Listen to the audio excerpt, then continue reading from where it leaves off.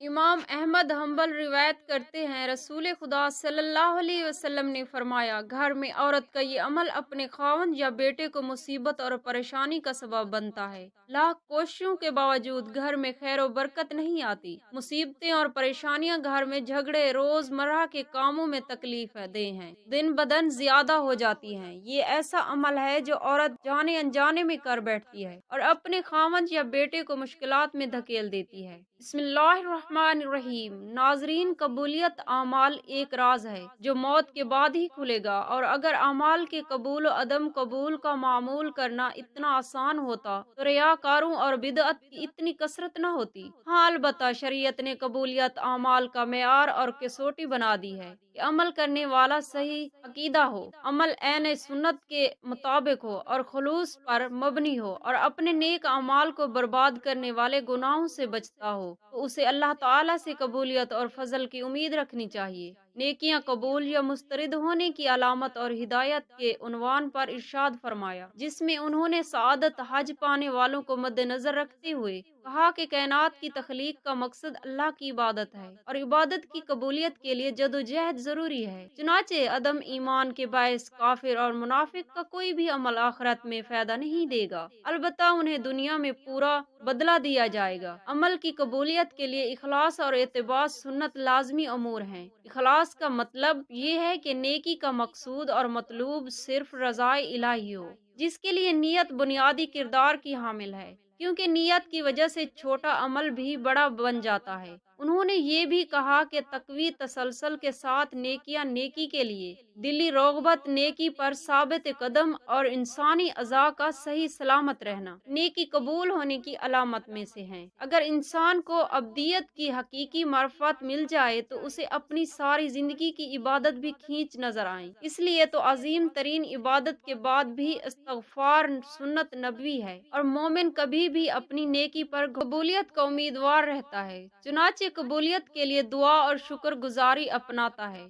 शुक्र करने पर अल्लाह की तरफ से कबूलियत का वादा है। दूसरी जानिब शिरक, रियाकारी, नेकी के औज दुनियावी मफादात का हसूल हालत, अर्थात में मौत, दीन से नफरत, अल्लाह की आयात और आखिरत में मुलाकात का इनकार, गज़ब इलाही के बनने वाले अमाल करना, मुनाफकत, भरम और अनाद की बुनियाद पर सुन्नत से तसादम, अपनी बात को आप सल्लल्लाहु अलैहि वसल्लम की बात पर फोकियत देना, अपनी पारसाई पर घमंड, नजूमी के पास जाना, असर की नमाज तर्क करना, हकूकुल इबाद तल्फ करना, तन्हाई में गुनाह करना, गैर शरई मकसद के लिए कुत्ता पालना और शराब नोशी से नेकियां मिट जाती हैं। लेकिन कुछ ऐसी औरतें हैं जिनकी नमाज उनके मुंह पर मारी जाएगी, क्योंकि वो औरतें नमाज तो पढ़ती हैं और जन्नत में जाने के लिए उनके लिए सिर्फ नमाज पढ़ना काफी नहीं है कि वो जन्नत तक उन्हें पहुंचा दे, क्योंकि वो ऐसी औरतें जो नमाज खूब पढ़ती हैं, खूब रोजे रखती हैं, एक रोजा नहीं छोड़ती, लेकिन उनकी नमाज का कोई फायदा नहीं है और उनकी नमाज उनको जहन्नम की आग से नहीं बचा सकती, क्योंकि वो ऐसी नेकियों के साथ ऐसे गुनाह करती हैं जो उनके गुनाह उनको जहन्नम में लेकर जाएंगे। क्योंकि आप सल्लल्लाहु अलैहि वसल्लम ने फरमाया, दो चीजें इस्लाम ने हमको दी हैं, पहली है हकूकुल्लाह, दूसरी है हकूकुल इबाद। पहले अल्लाह के हक, बाद में बंदे के हक। अल्लाह के हुकूक में नमाज, रोजा और ज़कात और हज है। बंदे को चाहिए कि ये तमाम हकूक पूरे करे।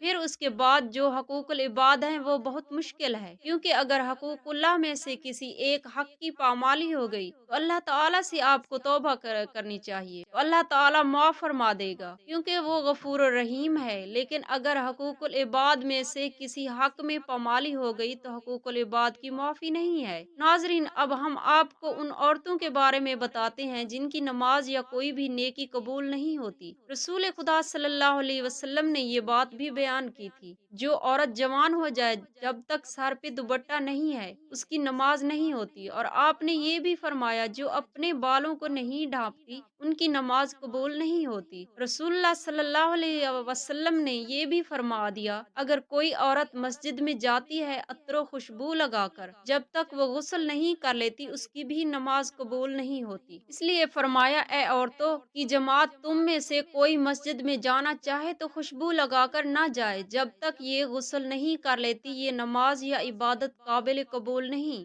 خاوند کی نافرمانی کرنے والی حدیث کے الفاظ ہیں، 3 ایسے لوگ ہیں ان کی نماز قبول ہونا تو دور کی بات کانوں سے اوپر نہیں جاتی۔ غلام مالک کی اجازت کے بغیر دوڑ گیا، اگر وہ جا کے تہجد بھی پڑھے گا لیکن اس کی کوئی بھی نماز یا عبادت قبول نہیں ہوگی۔ ایسی عورت جو اپنے خاوند کو ناراض کر کے رات گزارتی ہے، اس کی بھی نماز قبول نہیں کی جاتی۔ اور ایسا انسان جو لوگوں کو نماز تو پڑھاتا ہے لیکن لوگ اس کی امامت پر خوش نہیں ہیں، پسند نہیں کرتے۔ شرط یہ ہے کہ کوئی شرعی سبب ہو، جیسے مزاج کی بات نہ ہو۔ ایسا انسان اگر کسی سبب کی وجہ سے لوگ اسے پسند نہیں کرتے تو ایسے انسان کی نماز بھی قبول نہیں ہوتی۔ حضرت ابو ہریرہ سے روایت ہے کہ آپ صلی اللہ علیہ وسلم نے فرمایا، 3 لوگوں کی نہ نماز قبول ہوتی ہے اور نہ کوئی نیکی اوپر چڑھتی ہے۔ نمبر 1، بھاگے ہوئے غلام کی جب تک کہ اپنے مولا کے پاس نہ آ جائے اور ان کے ہاتھ میں اپنا ہاتھ نہ دے دے۔ نمبر 2، ایسی عورت جس سے ان کے شوہر ناراض ہو۔ نمبر 3، مست شرابی کی جب تک شراب کا اثر ختم نہ ہو جائے۔ اس حدیث کے فائدے میں لکھتے ہیں، مرد عورت پر نگراں ہے اور عورت اس کی محتاط ہے۔ خدا کے بعد عورت کے لیے شوہر ہی ہے۔ والدین کے حق پر شوہر کا حق غالب ہو گیا۔ اگر مذہب میں کسی کو سجدہ تعظیمی کی اجازت ہوتی تو عورت کو ہوتی کہ وہ شوہر کو سجدہ کرے۔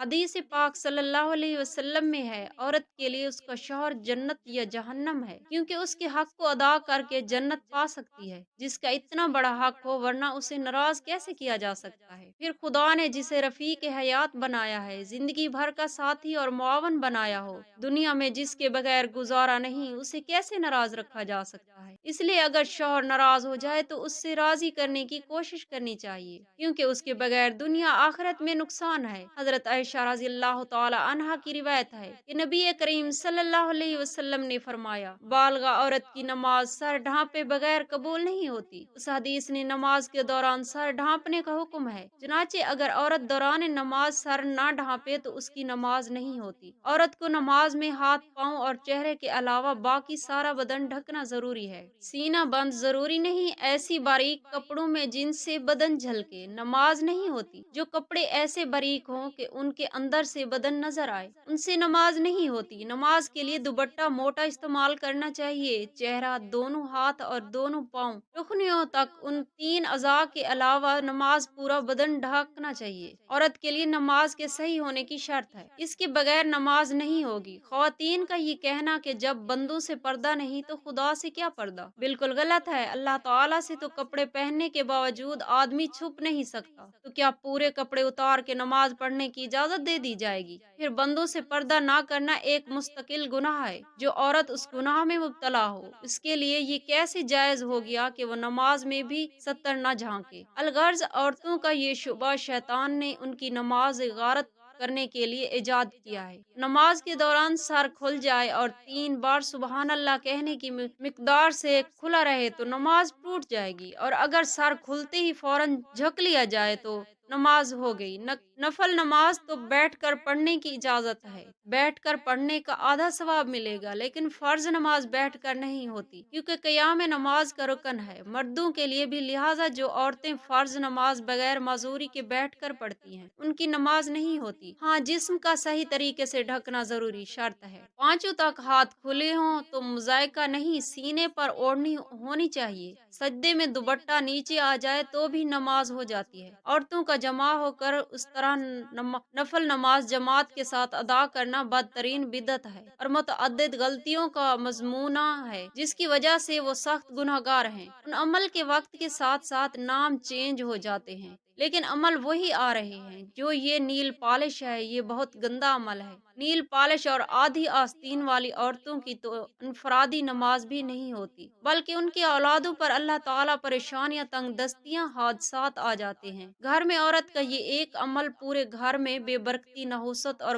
بد اعتمادی، اولاد کی زندگی میں نقصان ہے۔ فجر کی نماز تو عورتوں کو اول وقت میں پڑھنا افضل ہے اور دوسری نمازیں مسجد کی جماعت کے بعد پڑھنا افضل ہے۔ جمعہ، جماعت اور عیدین کی نماز عورتوں کے ذمہ نہیں ہے۔ حضرت صلی اللہ علیہ وسلم کا بابرکت زمانہ چونکہ شروع فساد سے خالی تھا، ادھر عورتوں کو حضور اکرم صلی اللہ علیہ وآلہ وسلم سے احکام سیکھنے کی ضرورت تھی، اس لیے عورتوں کو مسجد میں حاضری کی اجازت، اور اس میں بھی یہ قیود تھی کہ پردہ جائیں۔ اس کے باوجود عورتوں کو ترغیب دی جاتی تھی کہ وہ اپنے گھروں میں نماز پڑھیں، چنانچہ حضرت عبداللہ بن عمر رضی اللہ تعالی عنہ سے روایت ہے کہ حضور اکرم صلی اللہ علیہ وسلم نے فرمایا، اپنی عورتوں کو مسجدوں سے نہ روکو اور ان کے گھر ان کے لیے زیادہ بہتر ہیں۔ حضرت عبداللہ بن مسعود رضی اللہ تعالی عنہ سے روایت ہے کہ حضور اکرم نور مجسم صلی اللہ علیہ وسلم نے فرمایا، عورت کا اپنے کمرے میں نماز پڑھنا اپنے گھر کی چار دیواری میں نماز پڑھنے سے بہتر ہے، اس کا پچھلے کمرے میں نماز پڑھنا اگلے کمرے میں نماز پڑھنے سے بہتر ہے۔ حضور اکرم نور مجسم صلی اللہ علیہ وسلم کے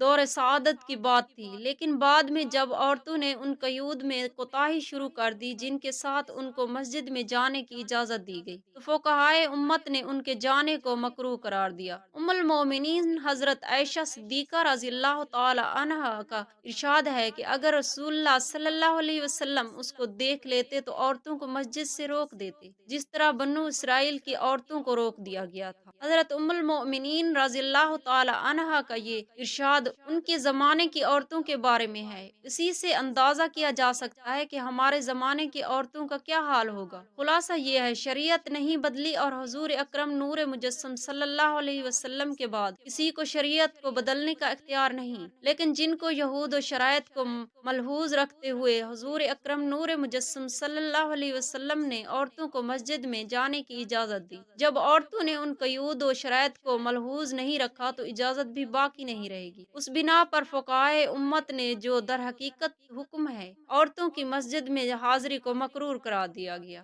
گویا یہ چیز اپنی اصل کے اعتبار سے جائز ہے مگر کسی عارضی کی وجہ سے ممنوع ہو گئی ہے، اور اس کی مثال ایسی ہے کہ وبا کے زمانے میں کوئی طبیب امرود کھانے سے منع کر دے، اب اس کی یہ معنی نہیں ہے کہ اس نے شریعت کی حلال و حرام کو تبدیل کر دیا، بلکہ یہ مطلب کہ ایک چیز جو جائز و حلال ہے وہ ایک خاص موسم اور ماحول کے لحاظ سے مضر صحت ہے، اس لیے اس سے منع کیا جاتا ہے۔ اللہ تبارک و تعالی سے دست ادب گریزاری سے دعا ہے، میرے تمام مسلمان بہن بھائیوں کے بچوں کو اللہ پاک اپنے حفظ و امان